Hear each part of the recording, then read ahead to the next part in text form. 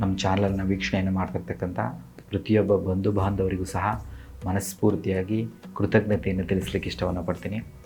ಪ್ರಿಯ ಬಂಧುಗಳೇ, ಇವತ್ತು ನಾವು ತ್ರಿಪಿಂಡ ಶ್ರಾದ್ದ ಅನ್ನೋ ಒಂದು ವಿಚಾರವಾಗಿ ತಿಳ್ಕೊಳ್ತಾ ಹೋಗೋಣ. ನೀವು ಕೇಳಿರ್ತೀರ, ಕೆಲವರು ಅವರ ಮನೆಯಲ್ಲಿ ಯಾವುದೇ ರೀತಿಯ ನೆಮ್ಮದಿ ಇಲ್ಲ, ಹಣಕಾಸಿನ ಸಮಸ್ಯೆಗಳನ್ನು ಎದುರಿಸ್ತಾ ಇದ್ದೀವಿ, ಪ್ರೇತ ಬಾಧೆಗಳನ್ನು ಎದುರಿಸ್ತಾ ಇದ್ದೀವಿ, ಸಂತಾನಕ್ಕೆ ಸಂಬಂಧಪಟ್ಟಂಥ ಸಮಸ್ಯೆಗಳನ್ನು ಎದುರಿಸ್ತಾ ಇದ್ದೀವಿ. ಎಷ್ಟೇ ಸಂಪಾದಿಸಿದ್ರೂ ಸಹ ಆ ಬಂದಂತಹ ಸಂಪತ್ತು ನಮ್ಮ ಮನೆಯಲ್ಲಿ ನೆಲೆ ನಿಲ್ತಾ ಇಲ್ಲ. ಅಣ್ಣ ತಮ್ಮಂದರು, ಅಕ್ಕ ತಂಗಿರು, ಕುಟುಂಬಸ್ಥರ ಮಧ್ಯೆ ಅಪಾರವಾದಂತಹ ಕೌಟುಂಬಿಕ ಜಗಳಗಳನ್ನು, ಕೋರ್ಟು ಕಚೇರಿ ವ್ಯಾಜ್ಯದ ಸಮಸ್ಯೆಗಳನ್ನು ಎದುರಿಸ್ತಾ ಇದ್ದೀವಿ. ಮನೆಯಲ್ಲಿ ಎಷ್ಟೇ ಪ್ರಯತ್ನ ಪಟ್ಟರೂ ಸಹ ನೆಮ್ಮದಿ ಇಲ್ಲ. ವೈವಾಹಿಕ ಜೀವನದಲ್ಲಿ ದೊಡ್ಡ ಮಟ್ಟದಲ್ಲಿ ಸಮಸ್ಯೆಗಳನ್ನು ಎದುರಿಸ್ತಾ ಇದ್ದೀವಿ. ಸಂತಾನಕ್ಕೆ ಸಂಬಂಧಪಟ್ಟಂಥ ಸಮಸ್ಯೆಗಳನ್ನು ಎದುರಿಸ್ತಾ ಇದ್ದೀವಿ. ಎಷ್ಟೇ ಹಣ ಬಂದರೂ ಸಹ ಮನೆಯಲ್ಲಿ ಹಣ ಉಳಿತಾ ಇಲ್ಲ. ದೊಡ್ಡ ಮಟ್ಟದಲ್ಲಿ ಸಾಲದ ಸಮಸ್ಯೆಗಳನ್ನು ಎದುರಿಸ್ತಾ ಇದ್ದೀವಿ. ವಂಶಾಭಿವೃದ್ಧಿ ಆಗ್ತಾ ಇಲ್ಲ.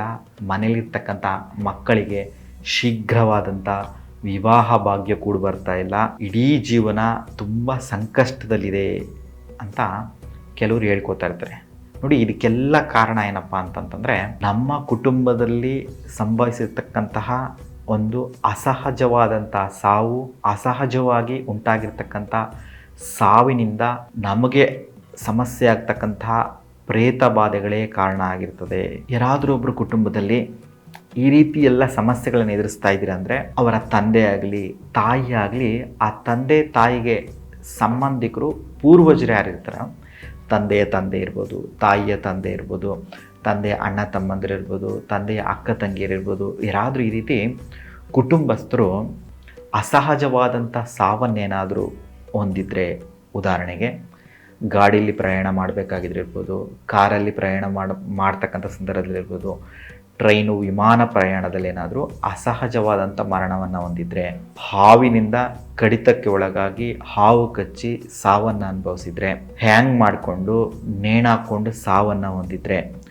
ವಿಷವನ್ನು ಸ್ವೀಕರಿಸಿ ವಿಷ ಸೇವನೆಯನ್ನು ಮಾಡಿ ಸಾವನ್ನು ಹೊಂದಿದ್ರೆ, ಶತ್ರುಗಳಿಂದ, ಪ್ರಾಣಿಗಳಿಂದ, ಕ್ರೂರ ಮೃಗಗಳಿಂದ ಸಾವನ್ನು ಅನುಭವಿಸಿದರೆ, ಆಯುಧಗಳಿಂದ, ಗುಂಡಿನ ದಾಳಿಯಿಂದ, ಯುದ್ಧದಿಂದ ಆಗಲಿ ಮರಣವನ್ನು ಹೊಂದಿದ್ರೆ, ವಿಷಪ್ರಾಶನದಿಂದ ಏನಾದರೂ ಮರಣವನ್ನು ಹೊಂದಿದ್ರೆ, ಪ್ರಾಣಿಗಳ ಕಾಲು ತುಳಿತದಿಂದ, ಮನುಷ್ಯರ ಕಾಲು ತುಳಿತದಿಂದ ಏನಾದರೂ ಮರಣವನ್ನು ಹೊಂದಿದ್ರೆ, ಶತ್ರು ಬಾಧೆಯಿಂದ ಮರಣವನ್ನು ಹೊಂದಿದ್ರೆ, ಅತ್ತೆ ಸೊಸೆಯರ ಜಗಳದಿಂದ ಮಾನಸಿಕವಾಗಿ ನೊಂದು ಮರಣವನ್ನು ಹೊಂದಿದ್ರೆ, ಅತ್ಯಂತ ಕ್ರೂರವಾದಂಥ ಸಹಿಸಲ ಸಾಧ್ಯವಾದಂತಹ ಕ್ಯಾನ್ಸರ್ ಕಾಯಿಲೆಯಿಂದಾಗಲಿ, ತುಂಬ ಬರಲಿ ನರಳಾಡಿ ಡೆತ್ತನ್ನು ಅನುಭವಿಸಿದರೆ, ಹೀಗೆ ಯಾವುದಾದ್ರೂ ಒಂದು ವಿಧಾನದಲ್ಲಿ ಶತ್ರುಗಳಿಂದಾಗಲಿ, ಕಳ್ಳರಿಂದಾಗಲಿ, ವಾಮಾಚಾರದಿಂದಾಗಲಿ ಒಂದು ಅಸಹಜವಾದಂಥ ಸಾವನ್ನೇನಾದರೂ ಹೊಂದಿದರೆ, ಆ ಅಸಹಜವಾಗಿ ಸತ್ತಿರ್ತಕ್ಕಂತಹ ಮನುಷ್ಯ ಪ್ರೇತಾತ್ಮವಾಗಿ ಬದಲಾವಣೆಯನ್ನಾಗ್ತಾನೆ.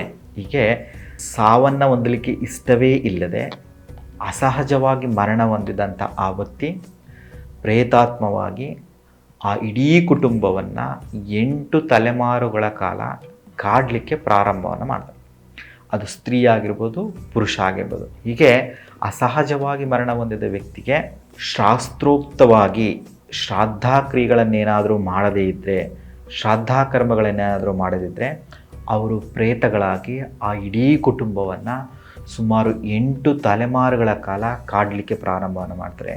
ಹೀಗೆ ಆ ಪೂರ್ವಜರಿಂದ ಉಂಟಾಗಿರ್ತಕ್ಕಂಥ ಪ್ರೇತ ಬಾಧೆಯಿಂದ, ಆ ಪ್ರೇತಗಳ ಕಾಡಾಟದಿಂದ ಮನೆಯಲ್ಲಿ ಹಣಕಾಸಿನ ಸಮಸ್ಯೆಗಳು, ಕೌಟುಂಬಿಕ ಸಮಸ್ಯೆಗಳು, ವಂಶಾಭಿವೃದ್ಧಿಗೆ ಸಂಬಂಧಪಟ್ಟಂತಹ ಅಡೆತಡೆಗಳು ಉಂಟಾಗ್ತಕ್ಕಂಥ ಸಂತಾನದ ಸಮಸ್ಯೆಗಳು, ಗಂಡ ಹೆಂಡತಿಯರ ನಡುವೆ ವ್ಯಾಜ್ಯ, ಕಲಹ, ವಿಚ್ಛೇದನಕ್ಕೆ ಸಂಬಂಧಪಟ್ಟಂಥ ಸಮಸ್ಯೆಗಳು ಉಂಟಾಗ್ತವೆ. ಈ ರೀತಿ ಯಾವುದೇ ರೀತಿಯ ಕೌಟುಂಬಿಕ ಕಲಹಗಳಿಗೆ, ಕೋರ್ಟು ಕಚೇರಿ ವ್ಯಾಜ್ಯದ ಸಮಸ್ಯೆಗಳಿಗೆ, ತಡ ವಿವಾಹಕ್ಕೆ ಕಾರಣ ಏನಪ್ಪ ಅಂತಂದರೆ, ನಮ್ಮ ಪೂರ್ವಜರಿಂದ ಉಂಟಾಗಿರ್ತಕ್ಕಂಥ ಪ್ರೇತ ಬಾಧೆಗಳೇ ಕಾರಣ ಆಗಿರ್ತದೆ. ಹೀಗೆ ಅಂತಹ ಪ್ರೇತ ಬಾಧೆಗಳಿಂದ ತಪ್ಪಿಸ್ಕೋಬೇಕು ಅಂತಂದರೆ, ಪಿತೃದೋಷಗಳಿಂದ ತಪ್ಪಿಸ್ಕೋಬೇಕು ಅಂತಂದರೆ ತ್ರಿಪಿಂಡ ಶ್ರಾದ್ದ ನೆನ್ಪಿಟ್ಕೊಳ್ಳಿ. ತ್ರಿಪಿಂಡ ಶ್ರಾದ್ದ ಅನ್ನೋ ಒಂದು ಶಾಂತಿ ಕ್ರಿಯೆಯನ್ನು ಗೋಕರ್ಣದಲ್ಲಿ ಆಚರಣೆಯನ್ನು ಮಾಡಿಕೊಂಡಿದ್ದೇ ಆದರೆ, ಆ ಅಸಹಜವಾಗಿ ಮರಣವಾಗಿರ್ತಕ್ಕಂಥ ನಮ್ಮ ಪೂರ್ವಜರ ಆತ್ಮಗಳಿಗೆ ಮುಕ್ತಿ ಸಿಕ್ಕಿ ಆ ಪ್ರೇತ ಬಾಧೆಯಿಂದ ನಾವು ಬಿಡುಗಡೆಯನ್ನು ಹೊಂದಿ ಜೀವನದಲ್ಲಿ ಯಶಸ್ಸನ್ನು ಕಾಣಲಿಕ್ಕೆ ಸಾಧ್ಯ ಇದೆ. ಎಷ್ಟೋ ಉದಾಹರಣೆಗಳಿದ್ದಾವೆ. ಈ ತ್ರಿಪಿಂಡ ಶ್ರಾದ್ದವನ್ನು ಆಚರಣೆಯನ್ನು ಮಾಡ್ಕೊಂಡಿದ್ದ ನಂತರದಲ್ಲಿ ಶೀಘ್ರವಾಗಿ ವಿವಾಹ ಭಾಗ್ಯ ಉಂಟಾಗಿರ್ತಕ್ಕಂಥ ಉದಾಹರಣೆಗಳಿದ್ದಾವೆ. ದೊಡ್ಡ ಮಟ್ಟದ ಸಾಲ ಸೋಲ ಬಾಧೆಗಳಿಂದ ಹೊರಗಡೆ ಬಂದಿರತಕ್ಕಂಥ ಉದಾಹರಣೆಗಳಿದ್ದಾವೆ. ಕೌಟುಂಬಿಕ ಜಗಳಗಳಿಂದ ಹೊರಗಡೆ ಬಂದಿರತಕ್ಕಂಥ ಉದಾಹರಣೆಗಳಿದ್ದಾವೆ.